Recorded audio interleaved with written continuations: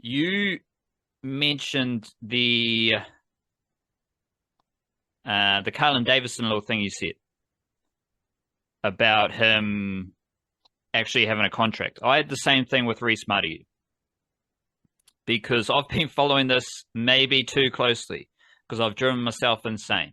Rhys Mariu, he was a few runs behind Nick Kelly as the leading run scorer, and I wanted it to happen because it would be cool to have three young batters leading the run scoring in all three competitions this summer. For those who don't know, Curtis Heafy, 21-year-old, he was the leading run scorer in the Ford Trophy for, he's the leading run scorer in general, and he plays for Central Districts. Best batter in the Super Smash, Matt Boyle, 22 years old from Canterbury. And then we had Rhys Mariu chasing Nick Kelly as the leading run scorer in the Plunket Shield. That would have just put a nice bow on the summer in my eyes.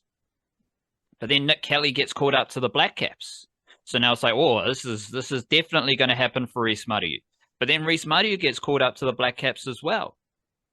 So I don't know if it's going to happen. But then Rhys Mariu is playing in the game for Canterbury. Big game versus Wellington. And Rhys Mariu's batting in the first innings. He gets 16 runs. Okay, Rhys Mariu. Now he's 2 runs behind Nick Kelly. This is going to make the last innings really interesting for me. And Rhys Mariu is not there. He's gone. He's not playing.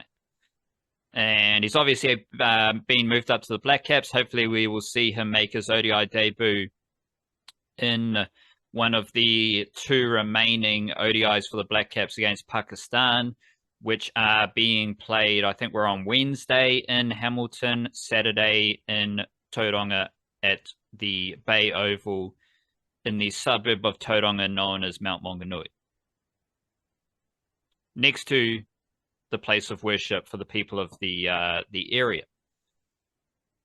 So it was a whirlwind of like, okay, Rhys Mariu, you can do it. You can't do it. And I wrote it in the newsletter, but then he's not batting in the second inning. So it's completely false information. So I just like messed around in my own head and misled the readers about what Rhys Mariu was up to. So that was kind of crazy and it was a bummer. But we do have Plunket Shield games happening right now. Northern Districts are playing against Otago heading into day 4. This is day 4, Tuesday, the 1st of April. Otago need 287 runs to win. And Northern Districts, I'm not going to do all the maths, but let's just keep it simple. Northern Districts are first on 89 points. Then we have Wellington versus Canterbury. Canterbury need 364 runs to win in the last over. Wellington need 7 wickets. Wellington is second on 82 points. Canterbury are third on 80 points. So I'm not sure how it's all going to happen. I don't know who's best positioned. Obviously, Northern Districts are first. But obviously, we'll be keeping it a close eye on that today. And you can stay tuned for a lot more Plunket Shield information. We did have a early result between Central Districts and Auckland. Auckland were dismissed for 184. Central scores 219. Auckland's all out for 90. Central scores 56 for 1 to seal the win. That means Central Districts are fourth. Auckland finished last on 1 win. Maybe no, Otago will get some points, I reckon. So that will keep Auckland in last place. One thing about Central Districts, there's a couple things like Jaden Lennox has been fantastic back into the summer where spin bowlers, the spinny bombardoos, become a lot more important late in the summer. So he's taken a lot of wickets in recent games. Took 4 in the first innings and 3 in the second innings. Blair Tickner, 8 wickets in the match, 3 in the first innings, 5 in the second innings. Like, speaking of leading run scorers, Curtis Heafy, 21-year-old. He scored 51 runs opening the batting in the first innings And he is definitely going to be one of my top 10 young cricketers at the end of the summer, which is a yarn I did last year, and I'll be preparing to do it again this year. He is 21 years old, averaging 36.2 in first-class cricket, 55.6 in list A one-day cricket. Also, be rude not to reflect on his Super Smash T20 mahi. He's got a T20 average of 25.9, strike rate of 110. But remember when Central Districts were going through their Super Smash Championship run, Curtis Heafy was scoring runs in different positions for Central Districts. So his T20 record isn't as swashbuckling as his other formats, and as like, Matt Boyle smashing it, Bevan Jacobs smashing it, and so on. But he did play a sneaky important role for the championship winning Central Stags in the Super Smash. So that's a very good indicator of his talent. Just a little bit of preparation work for the 10 best young cricketers in New Zealand. Obviously, Rhys Mariu won't be in the mix if he plays for New Zealand, because these are guys who are yet to play for New Zealand. We got Curtis Heafy, we got Matt Boyle. Bevan Jacobs hasn't played for New Zealand, so he's probably going to be there. We've got someone like Jock McKenzie, Luke Georgeson, Christian Clark, Matt Fisher, Cameron Paul, Max Chu, Ben Pomare, Simon Keane, Thorne Parks, Jamal Todd, Lou Johnson. They're all in the equation. So I'm not sure how I'm going to narrow it down to 10 players, but I will. And we will be publishing that over the next few days. 10 best young cricketers from New Zealand at the end of the summer who are yet to play for the Blackcaps. And it is Neil Wagner's. He's retiring from Plunket Shield cricket.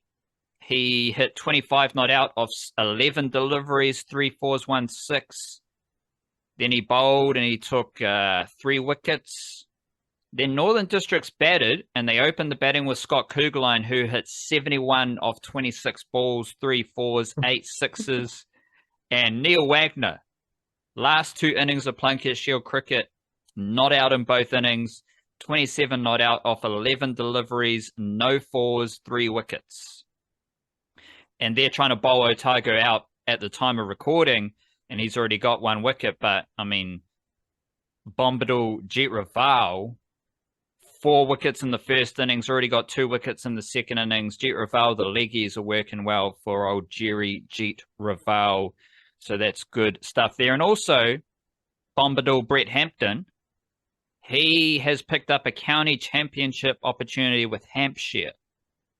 So he's going to be playing there. And obviously we do follow the county championship cricketers very closely. Got a monster crew preparing to go to England and play county cricket. Brett Hampton, very good all-rounder. But he's another one of these dudes, and this will take us into the Blackcaps. Like, we know what Brett Hampton does.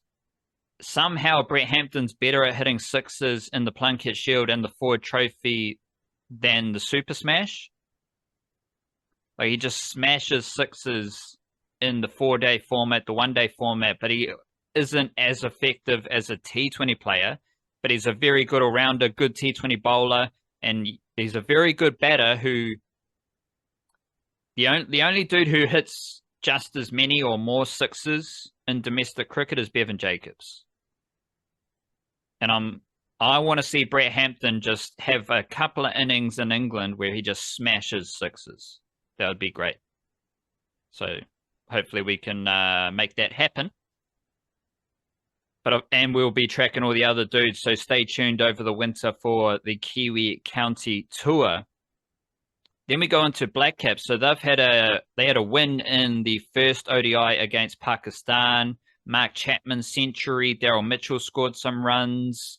Muhammad Abbas on debut. Big old knock and a couple of overs as well with his lefty seam. Nathan Smith took 4 wickets, and it was a good bowling performance. As I said, the second ODI is tomorrow. This is what has become clear to me in recent days is how I think this is a pretty good sign of a good development pipeline where you've got this young talent coming through, right? Like Zach Folks, Mitch Hay, let alone all the domestic cricketers, let alone someone like, someone like Bevan Jacobs now in the IPL yet to play, Tim Robinson, Will O'Rourke, Nathan Smith on the rise. But you've also got these dudes who are older who are getting better. Now, do you remember a few summers ago, a lot of the Kiwi media made big noise. They were very loud about how like there were too many dudes over 30 years old in the Blackcaps. And yes, there's a lot of young talent rising up for the Blackcaps. But the guys who are new contributors, they're still like, they're 30 years old. And if the guys who are over 30 years old keep performing, getting better, who cares about their age? Like, you can't just say, oh, there's too many guys over the age of 36 for this team. That's not good. Oh, there's too many guys under the age of 23. We can't have that. No, you just like, who's scoring the runs? Who's taking the wickets? Because at every stage of the New Zealand cricket development pipeline, you need to be scoring runs, you need to take wickets to move up. Because someone else is. If you're not doing it, someone else is. And that's the case for Mark Chapman. He's 30 years old and he is in career best form for New Zealand. Since the start of 2024, he's played 7 games, a century, 350s in his 6 innings, averaging 76 with a strike rate of 104. But he wasn't good enough to be in the Champions Trophy first 11, but I think he should be in the first 11 moving forward. I don't think Devon Conway might come back. But we've got someone like Mark Chapman. He deserves to be there. Daryl Mitchell scored runs. He made his debut in his late 20s, and he just keeps getting better. Like, he is already one of the best ODI batters ever for New Zealand. He is on track, as crazy as it sounds, Daryl Mitchell is on track to be one of New Zealand's best ever batters.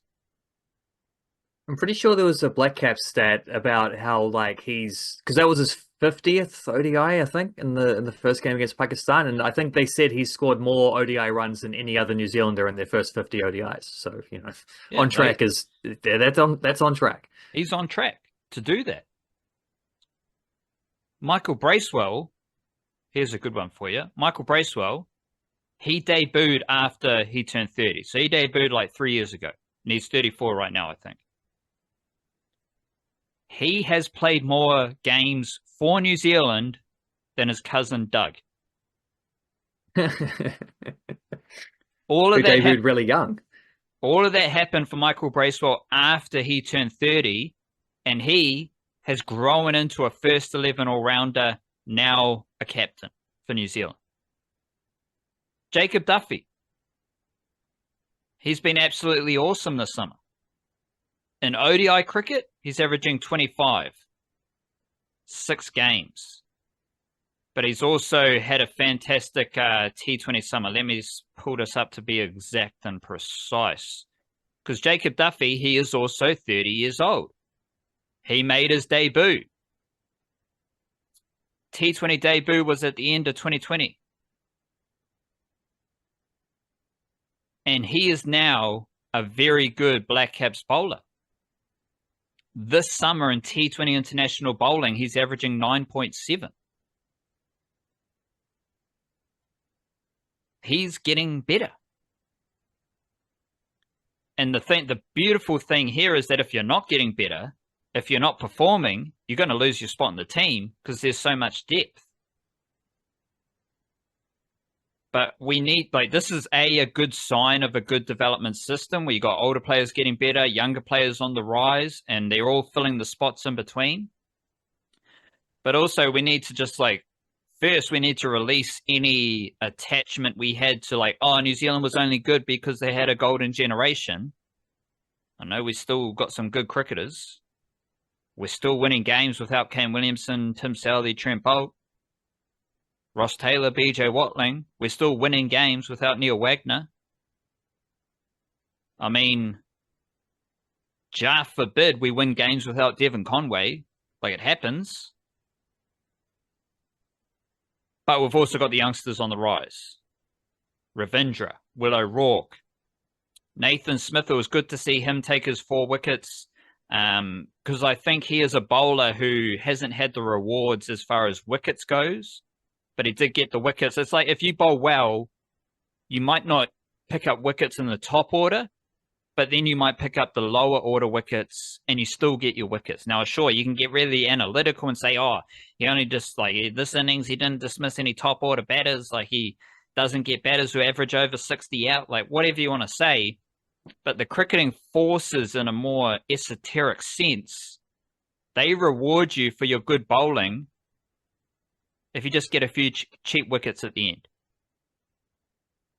And that's not necessarily what Nathan Smith did, but it is to say Nathan Smith's a good cricketer. He's a good all-rounder. He should be playing for New Zealand, but he's not had an easy introduction to Blackcaps cricket. Like, Test, the couple no balls, he's getting hit around by England. ODIs, he's getting smashed around, but he's always taken a wicket or two, and then he has a game where the cricketing deities are in his favour and he takes his 4th. Again, that is to say we've got a lot of youngsters on the rise. Now, Rhys Mariu is in the Blackcaps. I forgot what I was about to say about Heafy. So Heafy averages 55 in one-day cricket. That is far better than Rhys Mariu. Rhys Mariu has a one-day batting average of 27. But the thing about Rhys Mariu is he has a first-class batting average of 61.7. So Rhys Mariu has a far better first-class average. Curtis Heafy has a far better one-day average. But Mariu is in the one-day team. He's in the one-day squad. But to me, this again just goes back. This is part of the Blackcaps development system. Mariu's a little bit older, a little bit more mature, but that's not really that important.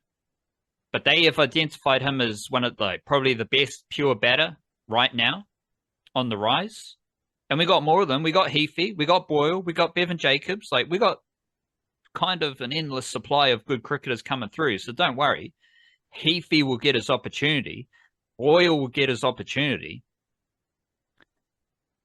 But there's the best format for developing players right now is ODI cricket, because there's no major tournament coming up. The best format to develop players is also one-day cricket in general, because you need to, that is the format where you use all the skills available. You need to bat time, you need to up the ante. You need dot balls, you need to build pressure, you need to bowl Yorkers, you need your slower balls.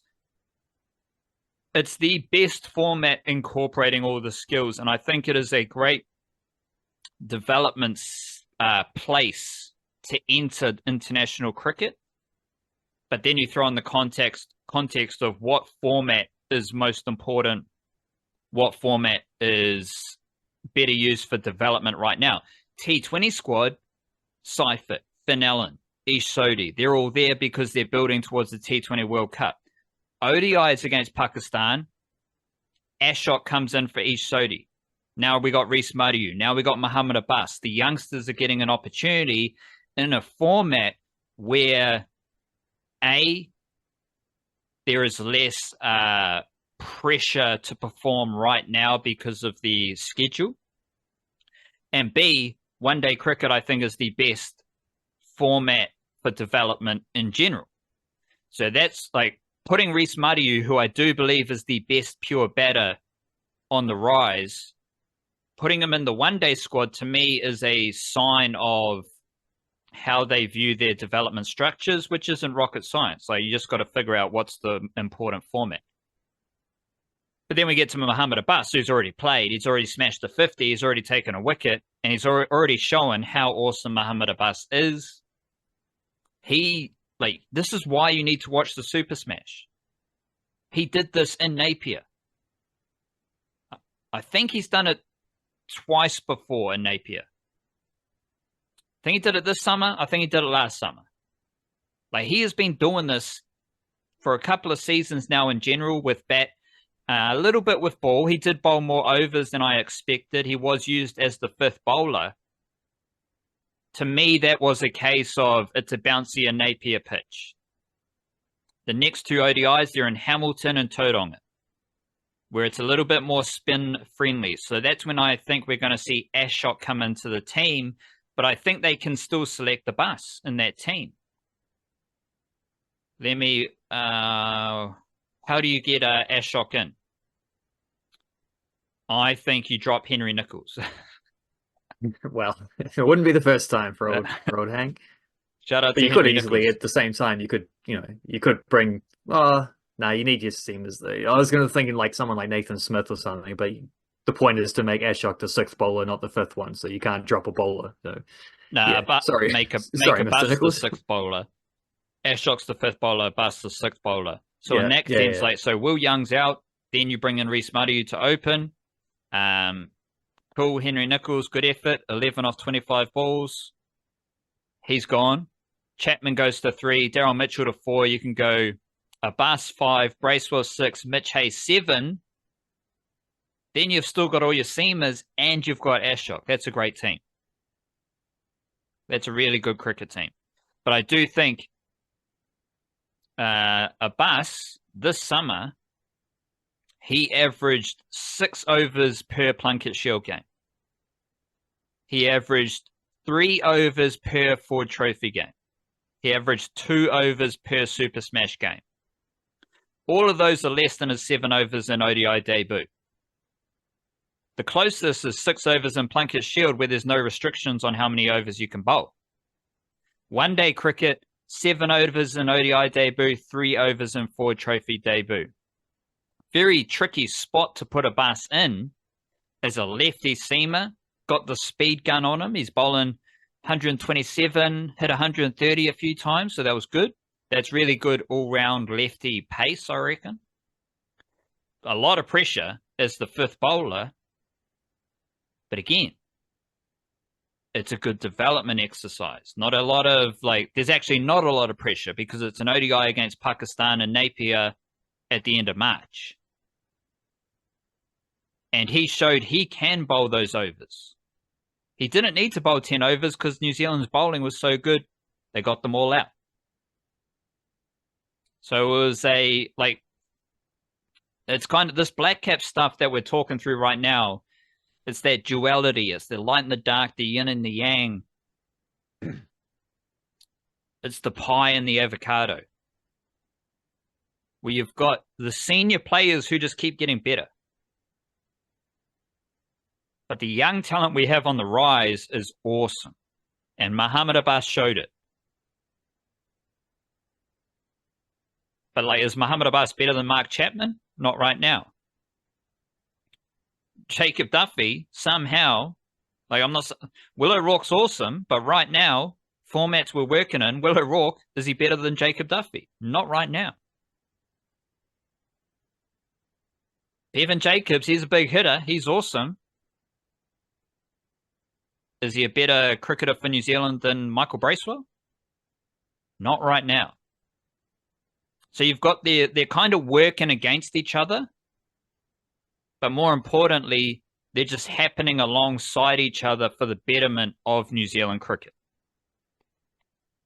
But that's exactly why the stress about how old the Blackcaps might be doesn't matter. Because, first of all, you pick your best players, whatever's going to get the win on the day. And if that means a team of a bunch of guys over 30, well, that's kind of when cricketers hit their peak. It's kind of when cricket, especially batters, at their best, is in those ages. The only reason to stress about that is the idea that, well, maybe a 36-year-old is going to retire soon. He might be good enough now, because if you're not good enough, it doesn't matter how old you are. Someone else will be playing better and you get dropped. Whether you're 23 or 33 or 43, it doesn't matter. If you're good enough to be in the first 11, but you're aging out of the team and you might retire soon, and therefore it becomes a future planning thing. It's like, well, there's a lot of old players here, we might have to replace them soon. Well, every time someone younger has been given the opportunity, and younger means a 30-year-old, or it might mean Muhammad Abbas at like 21, they seem to go pretty well. There's clearly no lack of depth. And if there's no lack of depth, there's no struggle in replacing guys when they retire. And if there's no struggle in replacing guys when they retire, it doesn't matter if they're still playing at 36 or above or whatever, 34 in Michael Bracewell's case, or, that it doesn't matter, because everyone is replaceable. In a way, that doesn't mean to diminish those players and how good they are. It just means that there's good players everywhere. And as guys like Michael Bracewell and Daryl Mitchell prove, you don't stop developing as a cricketer when you hit your 30th birthday. Those guys have gone on to far greater, like where Daryl Mitchell was when he first played for the Blackcaps, where he was like a lower order hitter and a genuine all-rounder who had bowled some seam up. He never bowls anymore.